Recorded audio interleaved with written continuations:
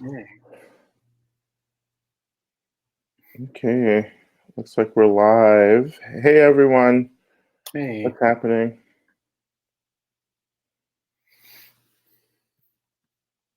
Cool. Everyone say hello in the chat box. It was double trouble. Double trouble. We promise we're not going to talk shit about anyone. Maybe. Might be that kind of night. I'm trying to be a good Buddhist I know. right now. I keep failing.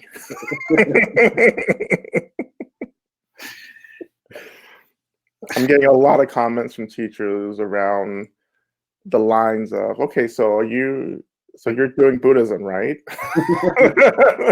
Like, I don't know. Yeah. I have no idea. I am in survival mode right now. Yeah. Like if I have to like pray to the devil to get through this, listen, I'll heavily consider it.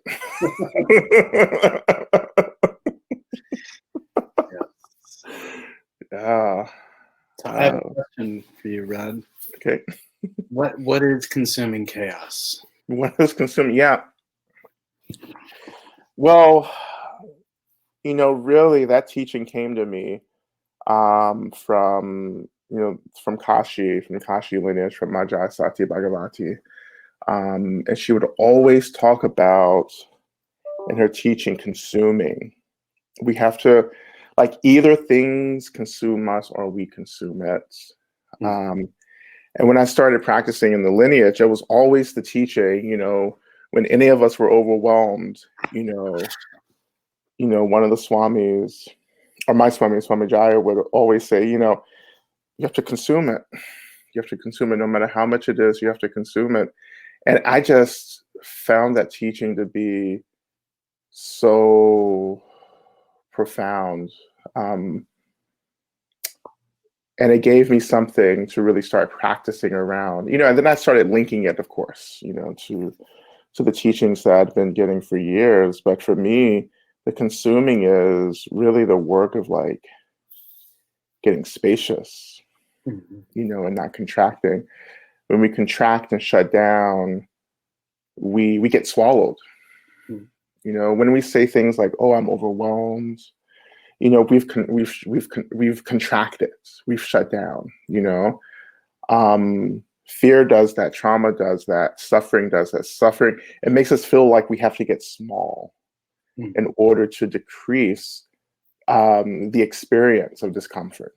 So you take away the surface area, and you think like, if the surface area is small and tiny, then it's less likely that we're going to get overwhelmed. But instead, like, it just makes it easier for something just to overwhelm us. And I find myself consuming a lot these days, in a way that I was prepared for and had been preparing for, but in another way, it's been such a new experience. What it means to be in the world right now, trying to meet everything that arises. Because the consuming is not just about spaciousness, it's about openness, open-heartedness, tenderness. Looking at the ways that it's so easy for us to do the same old shit. Just like if someone bothers us, we just cancel them, right? Or, if we hear bad news, we just try to ignore it. Instead, we're trying to like actually open to it and say, yeah, um, I have to go and open, and get wide around it, But what about you? What about you, Justin? Oh, I mean, I think it's a little similar for me. I think, I come to a lot of this not through my friend Death. I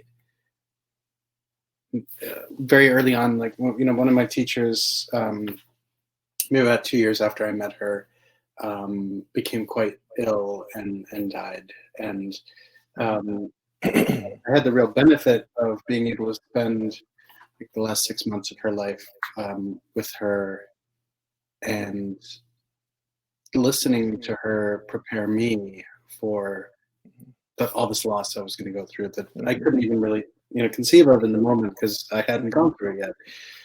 And then as she went through pain, taught me how to bring pain into practice. And then I had 2 other teachers die, and I was very close with them, and that became this other way of, a whole other kind of like being thrown into this pit of despair and having to learn how to kind of come out and find strength and connection with teachers who have died. And then I became a hospice chaplain eventually, and then now, like, my work on Rikers Island, which is just, trying to remain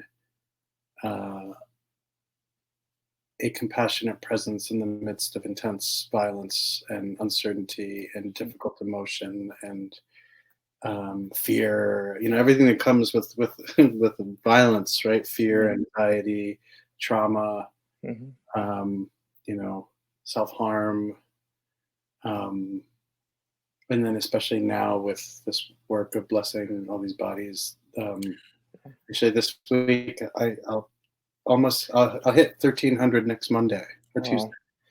So blessing all these bodies, and I was telling someone today that, like, these are all COVID deaths, and the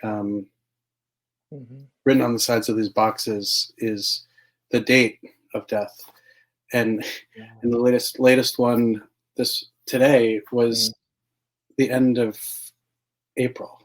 So we still have May, June. So and part of my work doing that is taking this vow to remain witness to these bodies that are being buried, and all the stories connected with them, all of the suffering that experienced by these bodies, all of the loss, all the pain, all the sickness, but then also all the joy, and then all of the force of kind of genetics that brought them from generations ago to this life, and then now to be buried in an island. And it's very similar for me. I could either be consumed, and sometimes I'm just there's this feeling I used to get, like living in New York after 9/11, where like just trying to like kind of, and I grew up like maybe 10 blocks from the World Trade Center. Like it just like for the first 6 months, every time I would think about that day, I would just get this wave of panic, And so these days I don't get a wave of panic with these deaths, but I get the wave of really intense emotion. That's not bad because I'm witness to so much, which is a privilege. But it's real. And it has impact. And so either like, I could let that consume me and I'd fall apart and be of no use to myself, to my family, to students, to, the people I serve. Or I can learn how to be open and experience it directly and try and find space in that. And I don't mean it in the sense, kind of like you were saying too, of like minimizing it through space, but really being able to just be direct, like directly open to what's happening, even when it scares the shit out of me. Even when I like, don't want to be where I am, and to be there because we take a vow to be there,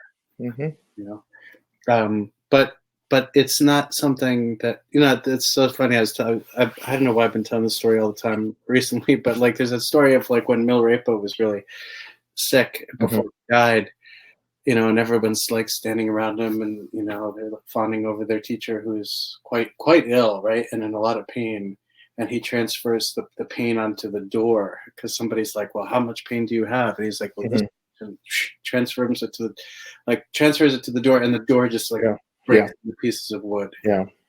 And so we have the option of that, or we have the option of feeling and also simultaneously letting go, because it's not about holding it all in us.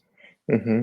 It's about blending into it, Mm-hmm. experiencing, and then letting the next, aspect of our relationship to that happen Mm-hmm.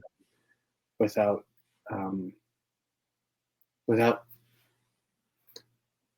sucking it up, Mm-hmm. without being, it becomes part of us, but it becomes liberated at the same time. Yeah. Um, but yeah, and so then there's the world. So Mm-hmm. that's like my daily thing.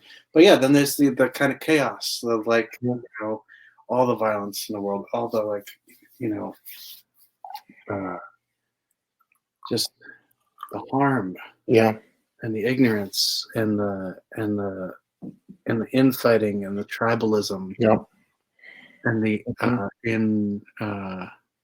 it's just like horrible. Mm-hmm. It's and um, we could either be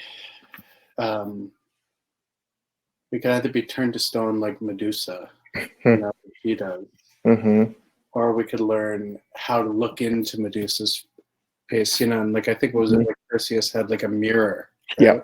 Mm-hmm. The direct Mm-hmm. view would paralyze him, and Mm-hmm. so we have to learn how to have a relationship to all of this intensity Mm-hmm. and pain. Mm-hmm. It's not easy. No. And this is like the nature of samsara Mm-hmm. right here, like when you can't run away from it, like when it's just always there, Mm-hmm. this like deep, utter disappointment, and the struggle to be with the heaviness of everything, to be with the darkness, as well. And that's a part of Tantra that I find many teachers and well, I will just say many teachers to be really immature around, Yeah. you know, um, and it's like a lot of teachers who talk about working with the darkness are not talking about they haven't really touched the darkness, and really seen it. It's just something that they've like hovered around and intellectualized around and maybe read about. To really touch it, and to touch like the depth of delusion, is heartbreaking, and I look at the tribalism right now, that we see. And quite honestly, I don't know why Trump is polling so high Mm-hmm. for anything. Now Ice Cube is coming out for Trump, and I'm just like, Really? oh yeah, like he just put a video out today. I didn't see it. And you're just like another one, because I swear to God, if Missy Elliott goes to the dark side, like I'm just like, that's the end. Like I know that like this is the end of And you got to move to France. the but it's in terms of that, I always talk about how a lot of people want to make it through this apocalypse. And what I mean by that, it's not that people are going to die. I don't see death as an ending to anything except for like life, but you continue. But when I say people aren't going to make it, I just say that like people aren't going to be capable, or they won't have the capacity to hold this. Yeah. And so the alternative would be to shut down and to just find themselves really stuck and circling within delusion. And it's what I see right now. Mm-hmm. And we can be afraid of that, which is really normal and natural, but also we can just fall back into compassion and say, you know what, yeah, it's hard, you know, it's hard, and I understand the struggle that you're moving through. I understand like why you're making the choices you're making, but I also have a choice to say that, and you're not safe for me to be around. Like I can set a boundary. I'm not judging you. I'm just saying that like I also love myself. you know. Um, And that's the part of like the working with the darkness that, has been also at the forefront of my practice this past few months, is that,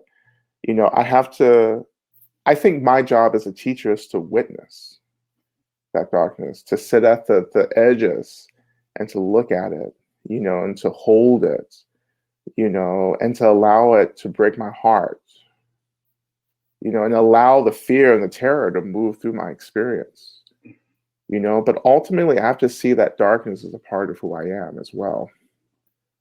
In Theravada, and insight, we have the five we like. Like, yes, it's a whole nother thing. There is, and there are a lot of teachings. The five remembrances. I am of the nature to grow old. I am of the nature to die. I'm of the nature to get sick. I'm of the nature to lose everything. I'm of the nature to experience karma. And I just find those phrases to be beautiful, profound, and heartbreaking, but they also remind us that we are of the nature to be both an expression of light and darkness. And we want to crowd into the light, but liberation happens when we actually begin to allow the darkness to be, in our experience. And that gives us this profound way of connecting with others who themselves are struggling in darkness or lost in darkness. And some of us have been lost in that darkness. Yeah.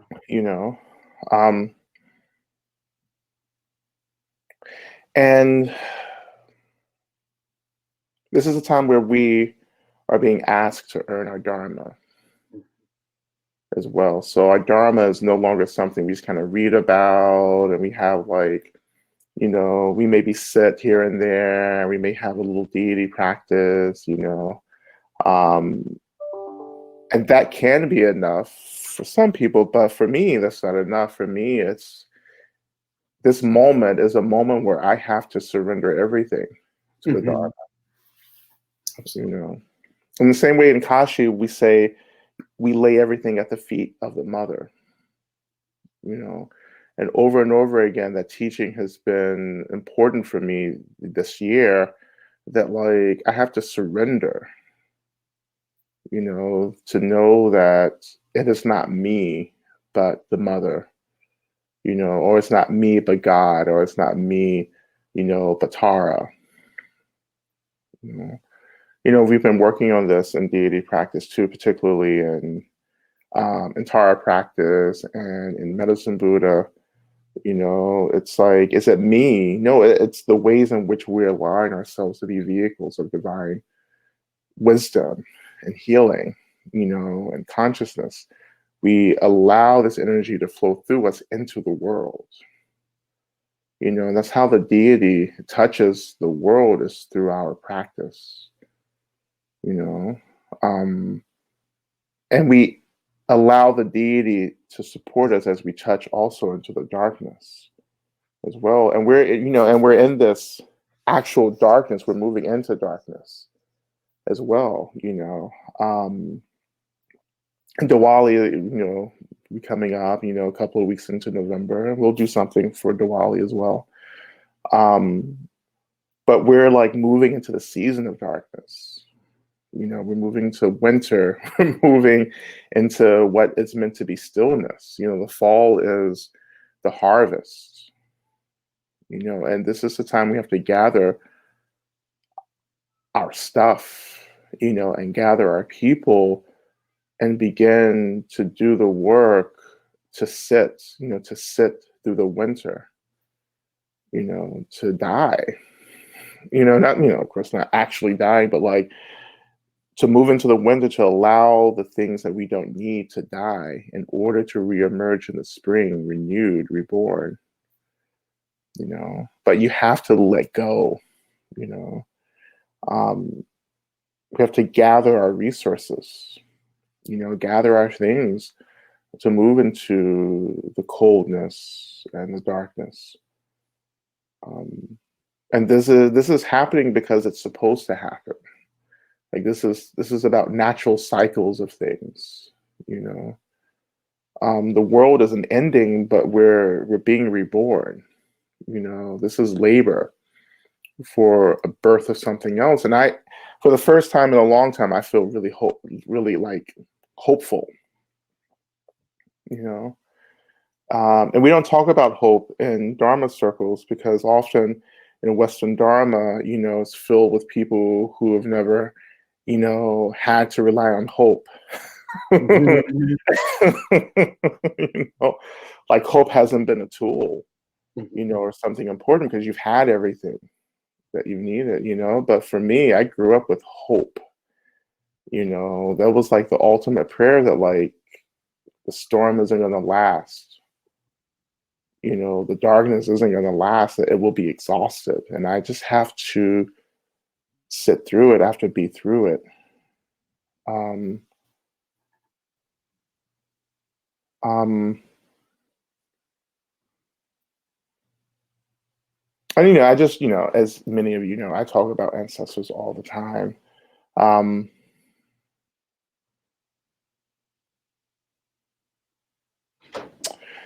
and as we continue, I know Lama Justin just blinked out, but if you have questions, I'm reading this.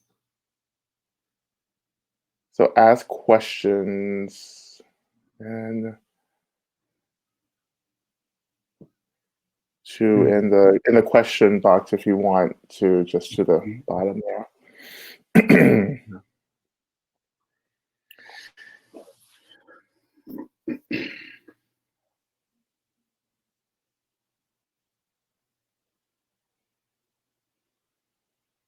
So I'm looking at Aisha. I just want to go back real quick.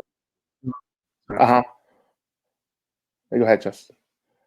Oh no, I just want to reiterate, like really the what about needing to keep the shadow in our practice, because otherwise, if we're only like, you know, going to this place of you know, positivity, light, etc., it's just it's so isolated. That's so true. But anyway. I want to highlight Aisha's comment, question here. Okay, no worry. I know if you're on the phone or something else, it's hard to do the question feature. So Aisha says, it's been strange all of a sudden to have a voice within predominantly white spaces. While it's appreciated, it's challenging to trust being able to say or do anything because it's impermanent. And whatever is done now could be used against me in the future when this freedom card ends, or when the freedom ends. There's this nagging thought of, okay, when will I become invisible again? Or when will I say the wrong thing again? And I think that's also really important. You know, I've been talking about this summer too, with Sister Sadada as well. Just all of a sudden, it's like it's cool to be Black again. And then you get access to different spaces, but this is always like a cycle, you know. And I always say that like white supremacy has a short attention span. It doesn't have this ability to stay decentered, because so much of how white supremacy is maintained is through disassociation, through disembodiment, right? You know, and so if you're not with the body, if you're not with the suffering, the difficulty of the body, you know, and with the pain, then you forget, the experiences of what it means to live in this kind of trauma. You know, so if people aren't with their pain, you know, then it's a kind of emotional, energetic distance, you know, that they occupy from others around them. You know, as we say, compassion, the root of compassion is empathy, right? Empathy with our own discomfort. If you're not empathizing with your discomfort, you're not really doing compassion.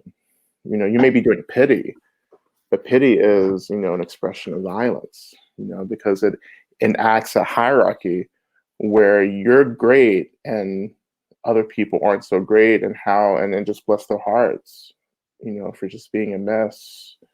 I'm glad I'm not like that. Right? I mean, here's, I give them a little bit of money. I hope they do well, but like, Jesus, I'm glad I didn't make the same decisions they did. That's pity. you know um I just, uh, this thought of when will I be erased again, this is when we, as those of us, occupying marginalized identities or trying to survive in dominant spaces where we're not represented, this is the point where you you can't be erased if you refuse to be erased. That's a hard teaching, I know. um I only feel erased when I buy into the erasure, for me, you know. Um, and yes, I've survived a lot of being erased, particularly in American Buddhism in the past, but I never felt erased. I felt overlooked, but I always felt like my voice was important. That's why I always rooted myself in I am important. Like this, what I'm trying to do is important, you know. Um, And if you're in spaces where, you get erased, those spaces aren't for us then. That's not a space where I can thrive and survive in, you know. And I just feel like we're entering into this time where we have to, you know, I'm not a reformist anymore. Yeah, yeah,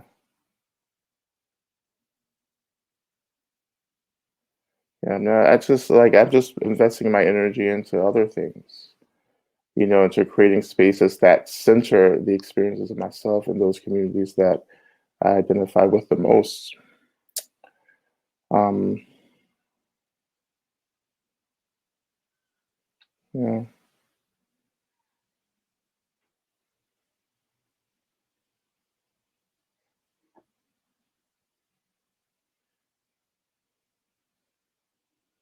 But you think, again, speaking more about what's happening now, I talk about this all the time. Again, I wrote all of this in the book in Love and Rage. You have to tend to your brokenheartedness.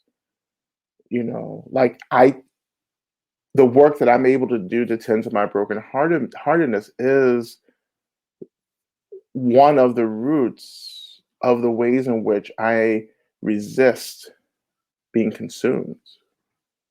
I get consumed. Another way that I get consumed is by running away from my experience.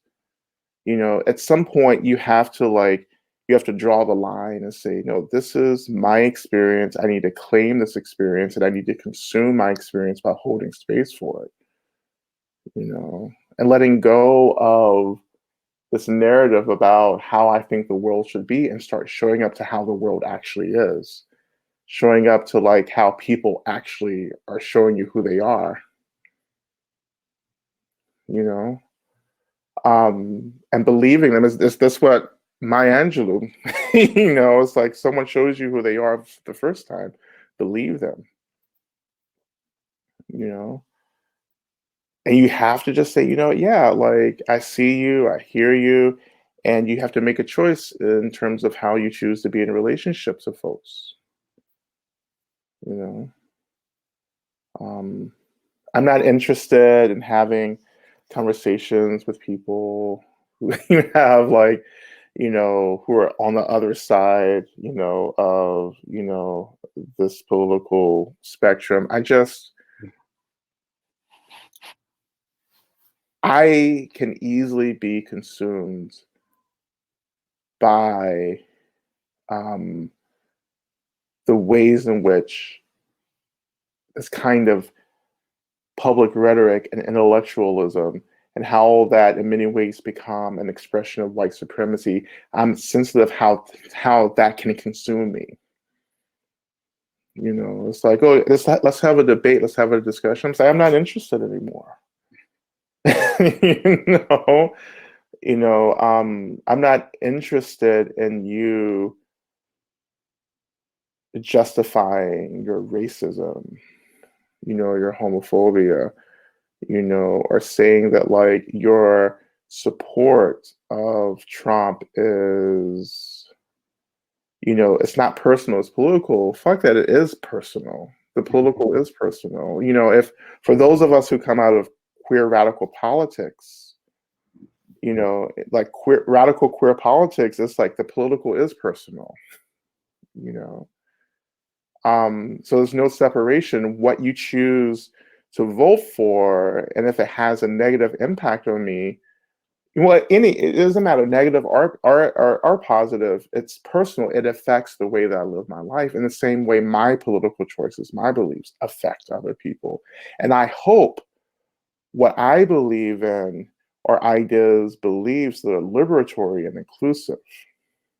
And the conversation that or the questions that we should be examining is like asking, is our beliefs, political or otherwise, liberatory? Or are they just really like selfish? Am I believing in something that's about the benefit of everyone, or is it just about the benefit of me and people like me? Because when I talk about Black Lives Matter, I'm talking about getting everyone free. Like I'm talking about everyone has a right to resources that they need to be well, including those of us who are the most marginalized, especially those who are most marginalized. We go to the bottom, we lift the bottom, and we support everyone, you know.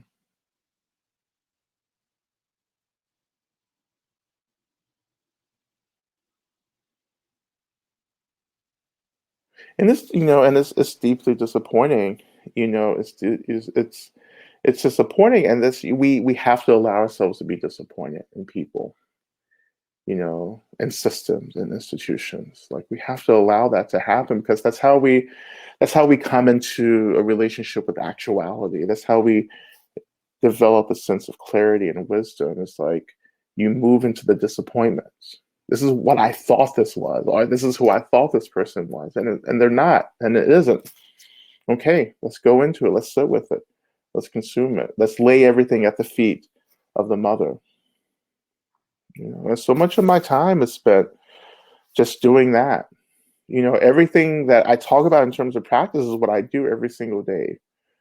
And so much of my personal work, as a teacher or, as a spiritual guide, is to hold the sorrow of the world, to witness the sorrow of the world, you know. And I take that really, I find that to be one of the most important, profound blessings of this life, is to be able to show up and to witness and to hold the sorrow for people, and to hold my sorrow, and to give it a lot of space. You know.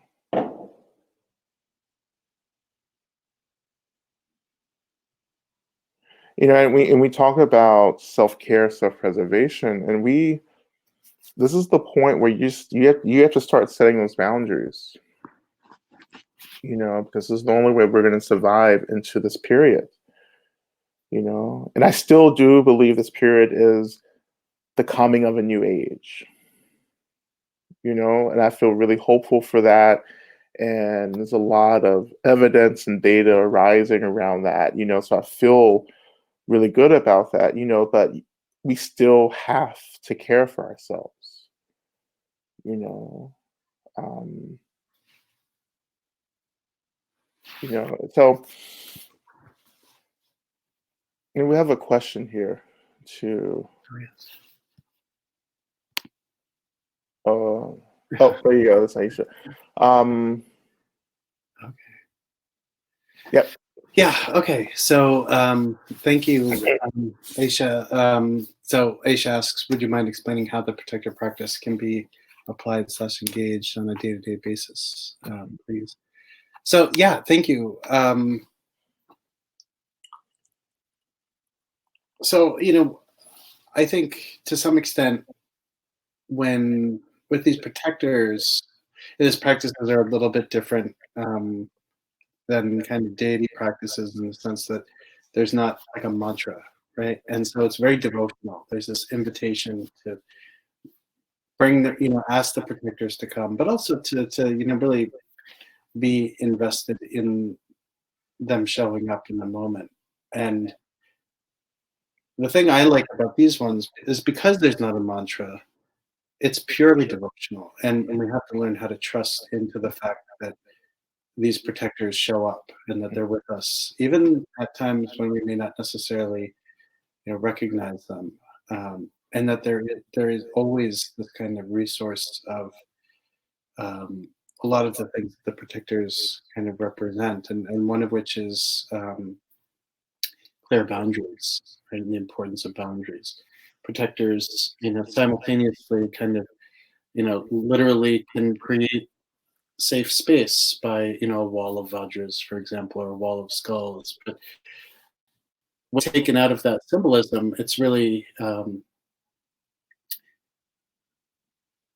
blessings and the power and the ability to be able to find safety in moments that don't necessarily always feel safe.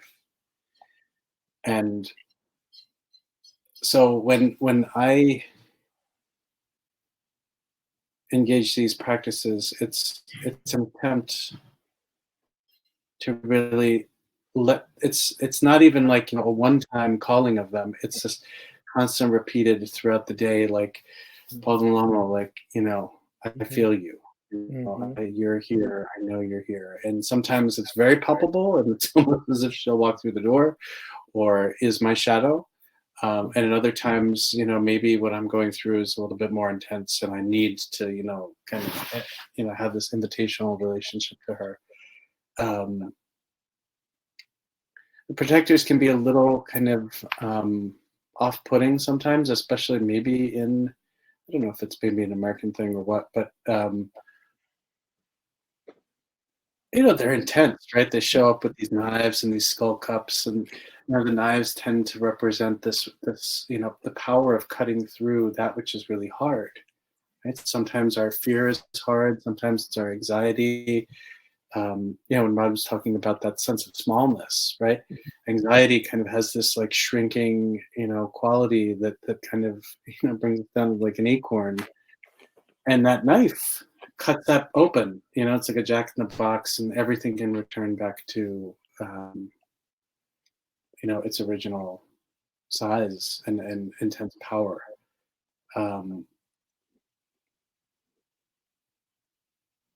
It's also, protectors are deep love, but fierce love, but love that won't, a love that shows up to protect. And protecting is not always easy, and it's also not always pretty. Yep. I think kind of like touching into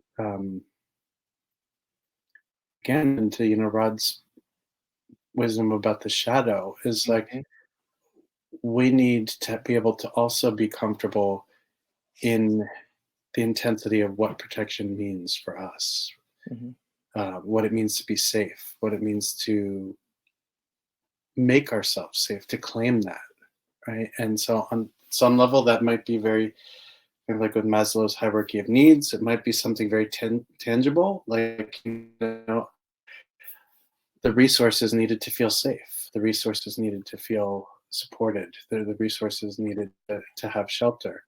But then, much more kind of, subtly, then these are the resources to allow ourselves to actually, bring our practice into moments when we don't feel safe, right? Into moments where we feel triggered, or where the natural impulse is to flee.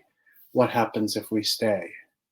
Similarly, what happens if we opt to consume the chaos? And Paul and Lama in particular, it can, I think, probably really safely and authentically be said to, you know, be very closely aligned to, if not be a form of Kali.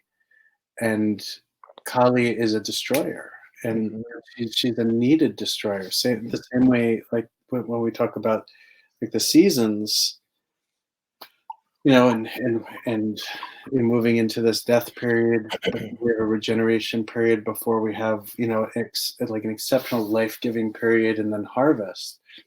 There is time, you know, there is a time for death. There is a time to have to disrupt and sometimes to kill, you know, things that are we outgrow, or things that aren't appropriate for us anymore. And sometimes our growth is really marked by our ability to recognize how we are no longer, certain things are no longer appropriate as we change and as our practice deepens, as our ability to rest into, like, authentically appreciating our basic goodness, our Buddha nature.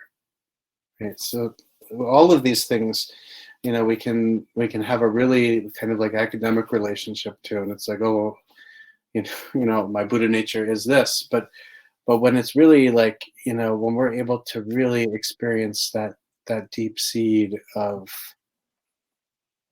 simultaneous love and respect for ourselves, for our bodies, for our practice, for our roles, for our, you know, how we arise in the world, and at the same time understand that sometimes we need to get free from the things that keep us down, and sometimes it's exterior, you know, the pain caused by others, by systems and all of that, and then sometimes it's by our own limitations and our own kind of struggle, you know, either in relationship to those systems, or our own, you know, inability to even see that we have any self-worth at all, you know. um, that sense of smallness can be so, again, just like Medusa, like it can pop up when we least expect it. um, it's so easy to be triggered in so many different ways.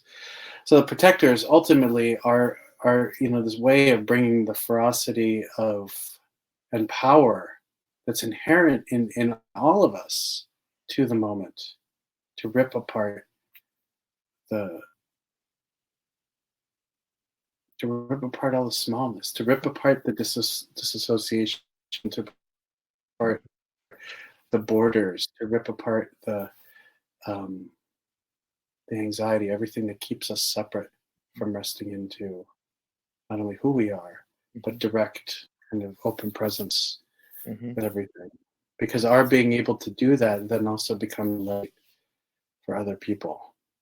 You know, and this is kind of why there needs to be some element of being able to bring bring ruckus, because we're not going to be able to hold space to protect others as well. You know, and there's this like Trungpa uses the term like idiot compassion. Mhm. It's just like overly soft, like overly just always, you know, always look at the bright side, always, you know, don't acknowledge, you know, pain, suffering, you know, anything negative. And that will get you far in incredibly limited environments where everything is like Princess and the Pea. Yeah, idiot compassion. And so it's, you know, it's all like love and light until that love and light becomes something that strangles you because it's so oppressive, and you know, becomes the very way which we either separate ourselves from others or cause harm by, you know, harming people by constantly silencing them with love and light, or Mhm. silencing anything that happens with love and light, you know, silencing death, like silencing illness, silencing, you know, emotion, Mhm. you know. And I think that, you know, really closely related to this is this, you know, fear of letting raw emotion arise, and there's power in that, and there is intense emotion in protector practices associated with that. which is why when you see the imagery, it's like Shangla Mahakala arises, like, dark black, like the color of apocalyptic rain clouds, like, not like, um, I don't know, something less intense, because that power is needed, and he's short and squat, and it's not that, like he's fat, it's that, but it's that he's dense, he's powerful, he's not moving, he's, and how often, even today, did we choose to move, in a situation that was uncomfortable rather than standing our ground, um, and then, there's this kind of violence in the practices as well, and it's not that we're embracing violence towards other people, but sometimes, our realizations arise quickly, and that can have a chaotic, violent impact on our lives. So when all of a sudden you realize, like, this is not a safe environment, all of a sudden, it might have felt uncomfortable, it might have not been, you knew something was off, but the moment it all clicks, like that realization, you kind of can't put that genie back in the bottle easily, right? And so the violent, chaotic aspect of these practices also represent how quickly realization happens, and we want to be able to embrace that. We want to be able to have a very direct and open and free relationship with things, and that's what the protectors also allow us to do. I don't know. I don't know if that's helpful. I think there's another. So Aisha, let me know if that's not helpful. Mm-hmm. And Payne asks, can you please speak to how we as white practitioners have to cut the erasure crap? What are the ways of holding ourselves accountable that have helped me? Well, I have to say, like, one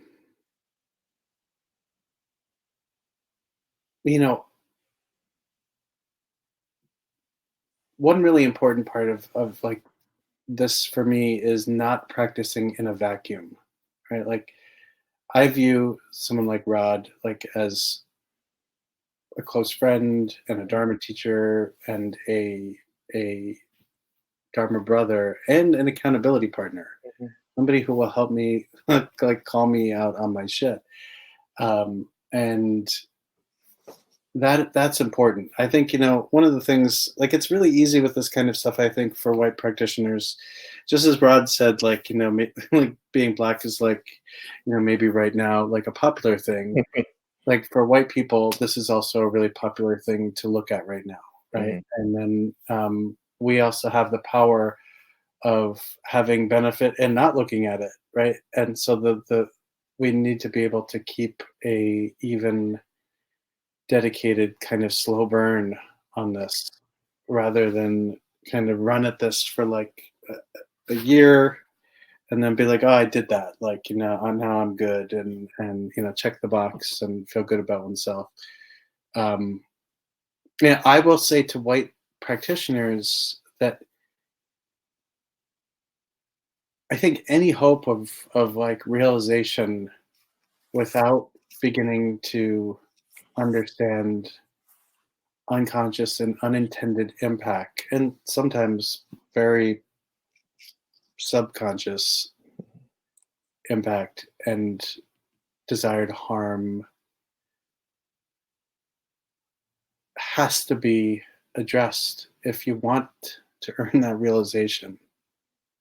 It can't, I just don't, it doesn't make sense to me that you can, and I've gone through like all of these, like, battles and fights and arguments with people where, they'll say, oh, well, that's politics, that's not Dharma, like, it doesn't say anything about that in these texts, like, it doesn't, but it does say, like, don't harm, it says don't kill, it says, and like, don't, like, sow discord in the Sangha, and why is it that it can say that, but it can't say Black Lives Matter, Mm-hmm. or why can it say that and it can't, you know, be engaged in work to decenter patriarchy. Mm-hmm. And so, like, it's easy to talk a good game, and I think white people can really also profit in another way by talking a good game and kind of getting this double virtue. The first virtue is being white, Mm-hmm. white supremacist culture, and then the other is to be like a woke white person, which is like even more powerful and perfect. Um, and so being humble and not like turning every stone over and looking at what's there. You know, we talk about the shadow. It's also looking at like our shadows, and our shadows are partially created, and like as a white male, like by walking into space or moving through space and things happening a particular way and assuming that that's just normal. Right? And I've written about this in Buddhism and Whiteness, like how easy it is to kind of even um, take this idea of merit Mm-hmm. and like kind of turn it around to justify whiteness and to justify all of the quote unquote benefit that arises um, for white people. You know, oh, I didn't have to work for my dharma. Oh, I didn't have to work for this. I didn't have to like think about whether or not I would go to college. I didn't have to think about all. You know what I mean? Like, and that's not the case for everybody. Mm-hmm. Right? And so the first kind of sudden violent jolt sometimes is recognizing that, but then this kind of keeping that soil tilled takes work. It can't, when especially when the soil is dry, like, so I would take a piece of advice from sometimes in the Zen tradition they say this, that like the process is never finished, Mm-hmm. right? It's not like you reach a destination. And I think with respect to really like turning the light inward to be able to understand bias, and like it connects very well with certain practices, especially like Mahamudra, where we kind of begin to train in understanding what it means to occupy a space free of projection and concept, right? And if we do that in like a too fast of a way, right, we think we're really doing it. But when we begin to really look at what that means, if that means we can't draw distinction about anything. That means we need to, really cut this root, confront this root of discrimination, right? And we'll even talk about like, you know, liberating ourselves from discrimination that harms. But like, what does that really mean to bring that into our practice? For example, of Mahamudra, like, so I'm thinking right now of like a alchemical kind of image where like there you need to tend the fire, and you need to tend the fire within yourself and never be done, and make sure there are witnesses around, people to keep you on point, because the habit, I mean, like we're talking about, like what is it like to be born into a system where you profit without even knowing it, Yeah.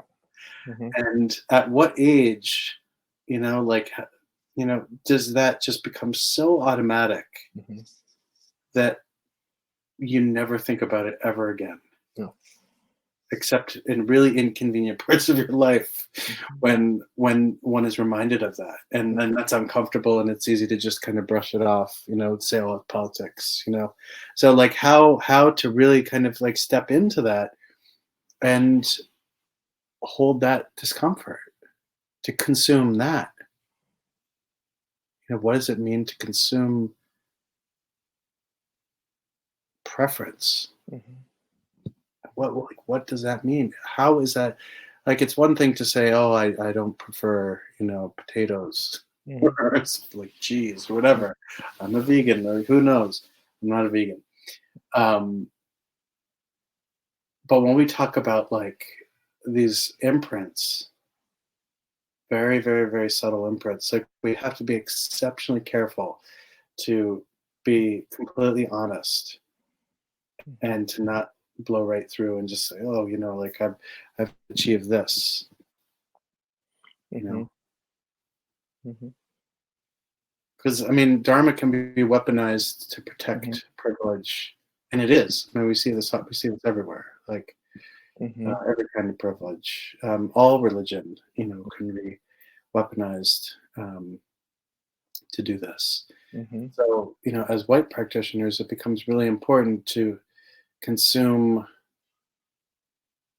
our bias, our judgments, our assumption that we don't have problems with these things too. To really not believe Mhm. some of the voices that tell us everything's okay. Mhm. And I'll just add this too, we talk about disrupting whiteness. You know, as a, if you're a white identified, it's really important for us to say, what are the cultural rituals and etiquette that I am maintaining there that I've been told are normal, but are just actually expressions of white supremacy, Mhm. you know, and start that examination, you know. Um, and that's something for me personally that I've always had to go to the front lines around, particularly in Dharma groups, in Dharma communities or whatever. It's like, is this the tradition or is this you just being white? Mhm. And it's hard for practitioners to separate the two because it's been so conflated, Yes. you know. Um, and you just have a Dharma that's actually just it's the Dharma of whiteness, you know. Um, and then, maybe people come into Bhumisparsha or they get around me, they're like, oh, why do you do that? Blah, blah, blah. I get a lot of like criticism as a teacher. I get criticism because I'm a Black Lama. Like I don't get that's the reason I get criticism. Well, Justin, you get criticism too, but you get a lot, But like I just have there's a natural anti-Blackness that I Mhm. just get, before I open my mouth, or anything. So like I can never do or say anything that's in line with the traditions, So sometimes I get blamed for like having my own dharma, which is just another way of people, disguising just their anti-Blackness. Mhm. You're not performing whiteness, you know. Um, and then you recognize, I have to consume even that. Mhm. My work as a Black person, as a brown person, is to consume the violence of whiteness by recognizing that and not taking it on Mhm. as mine, you know? Um, and so when people come to me and it's really obviously anti-Black, it's like, yeah, that has nothing to do with me, you know? And I had to stop taking all of that work on, you know? And then you get labeled difficult and then you get banned from certain, which I have, Mhm. quite often. Um, but then you go, you know what, that's a boundary that's being set for me because those are the spaces I can't go into anymore. You know, um, yeah, Nobody needs to go into them. mm-mm, mm-mm. And I get, and for, I think about Bhumisparsha, for instance, or even Radical Dharma, I'm not so involved in the Radical Dharma organizing these days because I'm just, really trying to be here with the Sangha. But, you know, even with Bhumisparsha, we seem campy and eccentric and weird because that's what decentering whiteness and patriarchy and class, you know, looks like, and we want to decenter more. Absolutely. You know, that's what this looks like. It looks like, as I love Anjana, when Anjana says that we're building the plane as we're flying. You know, I love that. I love that imagery because it's like, okay, we're creating this as we're moving along. You know, we're like kind of this white supremacy paradigm would actually ask us to have everything figured out, you know, and labeled and clearly defined as you go along. And everyone needs to know what's coming up, and we have to know where we're going to end. And like we have to kind of throw that out the window and say, in this moment, we're going to figure out what works in this moment. And maybe in the next moment it's not going to work. Mm-hmm. You know, like, you know, y'all come to Medicine Buddha every Monday evening. Now, y'all know I haven't taught Medicine Buddha the same way ever. Like every Monday is a new practice of Medicine Buddha. And that's what it means to move into a fluidity that begins to flow against the hegemony, the rigidity of systems and of hierarchies and institutions. You know, you have to step into getting fluid. You know, and sit with that and learn how to embody that deep discomfort of fluidity, particularly as we're pushing against the conditioning of white supremacy and patriarchy and so forth, right? You know, and it's really uncomfortable. And I think that's why so many of us are here and taking part in the work that we're doing. You know, this emergent strategy, you know, organic or emergent strategy. And to take risks, you know, and my Dharma comes out of just struggle. You know, like it's like my Dharma is about life and death. You know, like I don't know how I could survive the trauma of being Black and queer without Dharma as a foundation of the tool right now. I don't know how I would have survived the mountain of trauma that I've had to work through without the Dharma, you know. And we're bringing social liberation and ultimate liberation together, you know, which is, you know, the foundation and radical Dharma, you know. But as we do that, the Dharma has to win. Like the Dharma has to win. It doesn't mean that like we bypass social liberation. It means that social liberation becomes an expression of Dharma. You know, and that social liberation for me isn't outside of Dharma, it is an expression of Dharma itself. You know, it is weird. We're weird, a little campy. I get spirit rock. Yeah, you know, we're not trying to like, and again, this idea of perfection is another example of white supremacy. There's a white supremacist culture. It's like we have to clean everything up. Everything has to be sterilized. Everything has to look good. You know, everything has to be tiptoe and you know, and that's an obsession with performativity. You know, and we think performativity is actually authenticity. You know, what does it look like when you start getting real in spiritual communities? What does it look like when you start getting real as a practitioner? How messy that gets. You know, how messy and how unkept that looks. You know, and how do you get with that as a practice? You know, like how do you really embody that? Because you have to throw out these etiquettes, you have to throw out this performativity. That's not how you're going to survive. That's how, you know, as Adrienne Maree Brown, Adrienne and her sister Autumn, as they talk about in their podcasts, surviving the end of the world. It's like, to survive the end of the world, like, you have to like let go of trying to look cute. Like the end of the world, and when I say the end of the world, the end of an old way of being. Like, it's not, the end of the world isn't about going to the club and trying to look cute, going to the club or going out to the bar. It's not about that. It's about getting real with practice and showing up, in the way my ancestors show up, in terms of like, how do you do this public liberation struggle that is also centered around public mourning, and public messiness.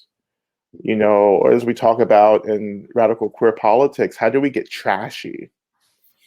How do we get trashy and nasty and sassy, in order to disrupt rigidity that for many of us has been the root of our trauma and the violence that many of us have survived. You know? And I'm interested in that. And I'm not interested in how people are judging that trashiness either. I am here and surviving, particularly as a queer person, because like my queer ancestors got messy and trashy, and real sassy and started throwing shit. And it was like, no more, you know.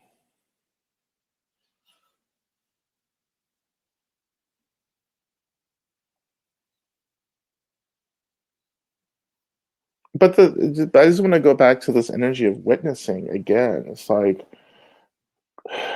we have to show up to the times right now. We have to show up and witness the falling apart of things, and the brokenheartedness of people, and touch the trauma of the land. We have to bear witness to, particularly in this country. I know people are joining us from different places, but in this country, in the United States, it's, to bear witness to the history of a country that is only here because of violent genocide, subjugation, and inequities and inequalities. That's what America is. Mm-hmm. And right now America is doing what it has always done. We just can't bypass it anymore. We just can't throw on a layer of sugary icing, called patriotism and American dreams and American idealism. It's like, it doesn't hold anymore. Like, this is America. Like tribalism, the trauma, the political divide, the outward determination of people to acquire power and resources at the expense and the detriment of others. America is mediocre. There's a mediocreness, and we are mediocre when we choose not to address histories of trauma, because that mediocreness is actually another way of saying that, like, we've been performing a narrative that is not true to the actuality of history. A mythology. Yes, mythology. Yeah. And it's hard. It hurts. It hurts every day, particularly in my study and reading, to read about another massacre, another thing that's happened against marginalized groups, like against indigenous communities and Native American communities or Black communities, or Asian American communities, just across the board. Like, another thing that's happened that we don't know about, that we've not learned about, another genocide, another erasure of people, another mob that wiped out a community. you know, of Black and brown people, you know, or of queer people, you know. And you have to, my job is to show up and to hold that, you know, because there are beings, you know, that are calling for us to remember them as victims of these acts of violence. You know, the dead need us to remember, you know, the violence of the living. And we have to bring all of that into the practice. We do this in our practices. We do this in Medicine Buddha, we do this in Tara. You know, we call in these histories, we call in, you know, the trauma and the heartbreak, you know, because this is the material that we're trying to work with. But you have to get real with everything. Like, you have to say, yeah, this is America. This is more than that, it's samsara. You know, like, until samsara utterly breaks your heart, then you haven't seen samsara yet. You know, and this is Dharma. You know, the Buddha was like, you know, you need to get the fuck out of here. Because this is not a picnic, it's not a parade, it's not a party, it's not a night at the club. Like, this is like the heart of suffering, of the heart of deep, deep, deep, deep discomfort, you know, that we get trapped by and we cycle through countless times over and over again until we start getting the point, you know. As Fannie Lou Hamer said, you have to get sick and tired of being sick and tired, and that's when your practice really transforms.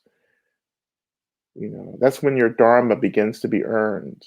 That's when it sinks into your skin and your bones and your muscles, right? That's when you start eating the Dharma and you begin to shit Dharma. You begin to breathe Dharma. You begin to inhale it and exhale it. You begin to live this wisdom and compassion, and you start living and waking up. And you see the suffering of people.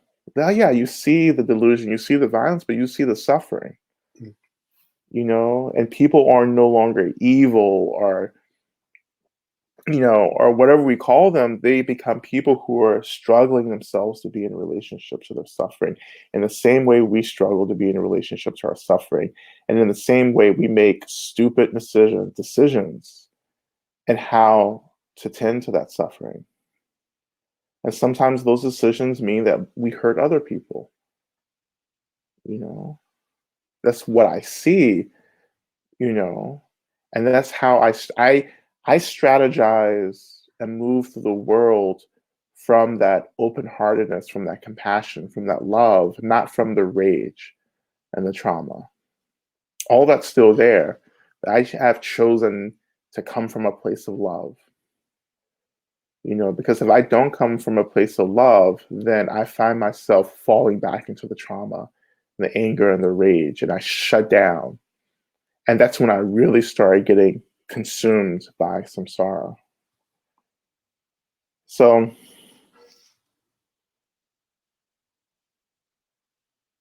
I literally wasn't supposed to be a preacher when I grew up. Like, my mom was the preacher. I'm not the preacher, but I feel like I'm always giving sermons these days. That's why I keep getting called an evangelistic Buddhist. And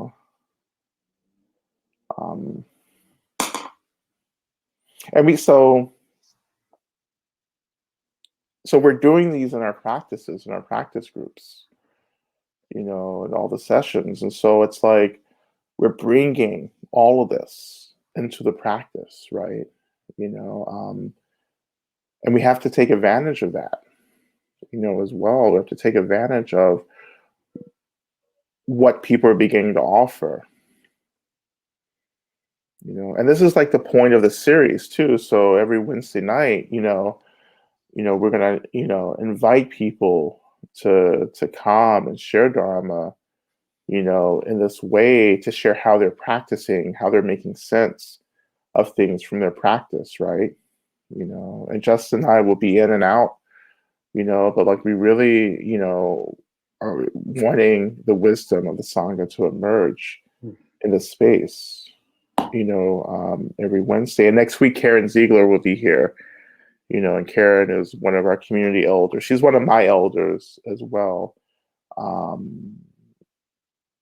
And to have this wisdom from the Sangha emerge. And we have other folks coming too, as well.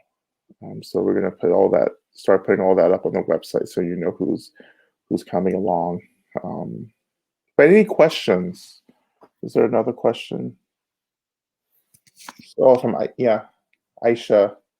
I'm joining Bhumisparsha from a Mahayana practice which included Bodhisattva vows. In short, the 4 statements that emphasize interconnectedness, freeing self of delusions, ignorance, greed, entering Dharma gates, following the Buddha way. Yep. Is there something similar within the Tibetan tradition? Yeah. Of course, we have practices of going for refuge. We have the Bodhisattva vow. A couple of months ago, we were trying to do community Bodhisattva vows. That kind of crashed. But that's going to come back.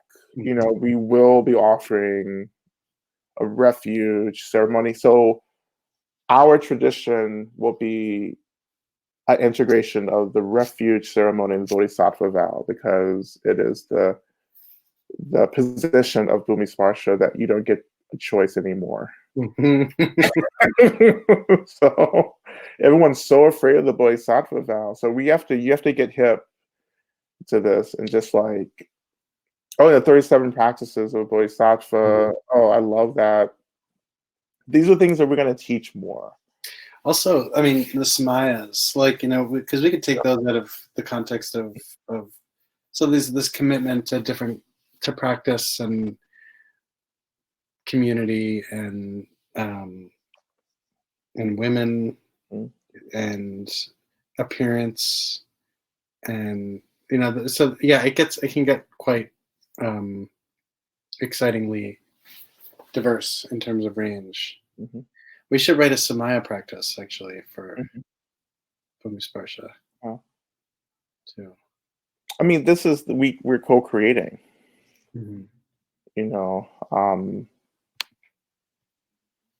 The Heart Sutra. Yes, I write about the Heart Sutra. I wrote a little bit about the Heart Sutra and Love and Rage, but that's like my root sutra. I spent a little bit of time in graduate school working on the Heart Sutra, so it's a really special thing for me. Kirby, you just took the Bodhi vows, so special, would love that experience with Bhumisparsha.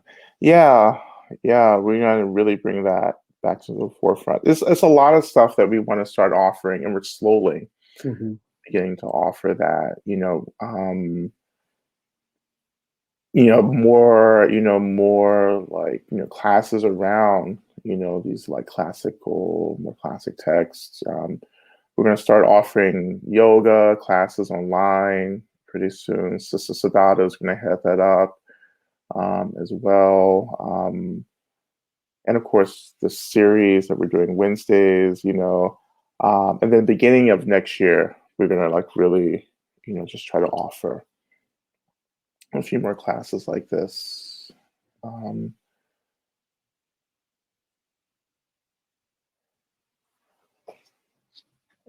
And what else? And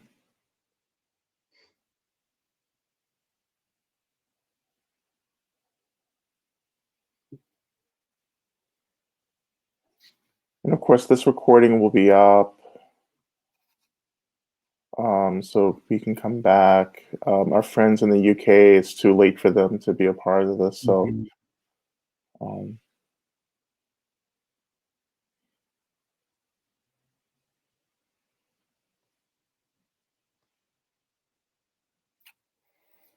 yeah.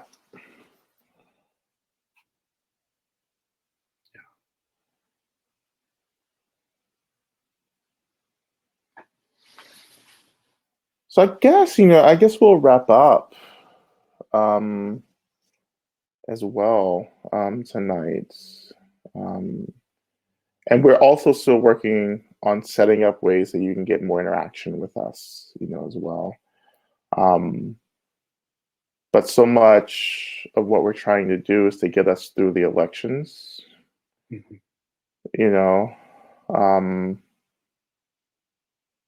And so we're going to have a whole week of programming during election week, including like an all-day session online on the 3rd for people who need some support and some space. So we're going to do that, but we're going to be doing all kinds of stuff leading up to the election and after the election as well.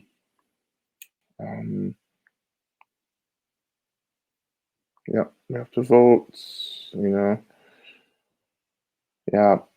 and we vote, and then after that, we really have to work, because we're still in it. We're gonna really still be in it,